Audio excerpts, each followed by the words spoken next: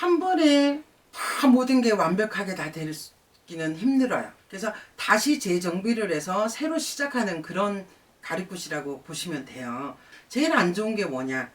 가리굿을 계속 반복하는 제자들이 있어요. 내린굿과 가리굿의 차이라 그러면요. 먼저 내린굿은 신내린굿이에요. 신을 받는, 그 신 받는 굿을 내린굿이라고 하는 거고요. 가리굿이라는 거는 신굿이 잘못되어졌을 때, 신을 한 번에 받아서 제대로 받는, 옳은 신명을 제대로 받아서 잘 불리는 제자들이 있고요. 또 더러는 신을 제대로 처음에 잘 잡지 못해서, 안 그러면 신을 제대로 받았다가도 제대로 못할 경우, 안 그러면 중간에 어떤 벌전이든 어떤 이유에서든 막혀버렸을 경우에 다시 가리를 잡아야 된다라고 하는 게 가리굿이거든요. 그래서 내린굿이라 하면 신을 내려받는 일, 신을 내가 정식으로 모시는 굿이 내린굿이고요. 가리굿 같은 경우는 신을 받은 제자가 다시 새로운 신명을 받거나 안 그러면 좀 얽혀있는 신명들을 제대로 가리를 잡는다, 질서를 잡는다 하는 게 가리굿입니다. 가리굿이라 하면 한 번에 다 모든 게 완벽하게 다 되기는 힘들어요. 그렇기 때문에 잘못됐고 뭔가 얽혀있으면, 실타래가 얽혀있으면 쉽게 말하자면 실타래를 풀어가야 되는 거잖아요. 그죠?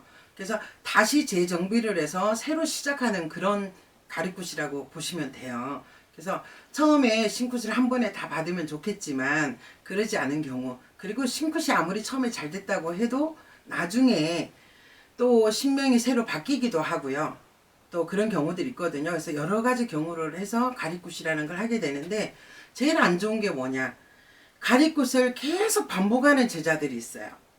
그런 경우에 제가 보면서 드는 생각은 신의 가리가 문제가 아니라 인간의 중심을 잘 못 잡는 경우에 가리굿으로 하는 경우도 있거든요.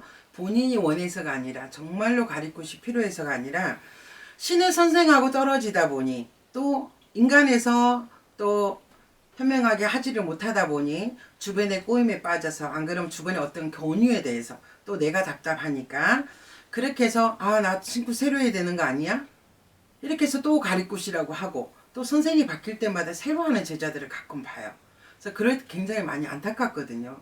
그래서 가리굿도 중요하고 내린굿도 중요합니다. 하지만 신에서 올바른 신명이고 제대로 이 제자를 살려주러 오시는 신명이 분명하시고 만중생을 구제할 수 있는 그런 능력을 가진 신명이라 그러면 여러 번 가리굿 하지 않게 그 제자님 많이 도와주실 거라고 믿어요. 그래서 정말 어떤 명분, 정확한 명분이 없이 반복하는 가리굿은 제발 좀 없어졌으면 좋겠다, 많이 줄었으면 좋겠다라는 게 개인적으로 현장에서 제가 느끼는 감정 중에 하나입니다. 만약에 내일이면 이루어질 소원인데 오늘 당장 안 이루어진다고 그래서 이 돈 내놓으세요 하는 것도, 그거는 경우가 또 아니겠죠. 제자들은 신의 경우를 지키면 되고 또 손님들은 인간의 경우를 지키면 된다고 봐요.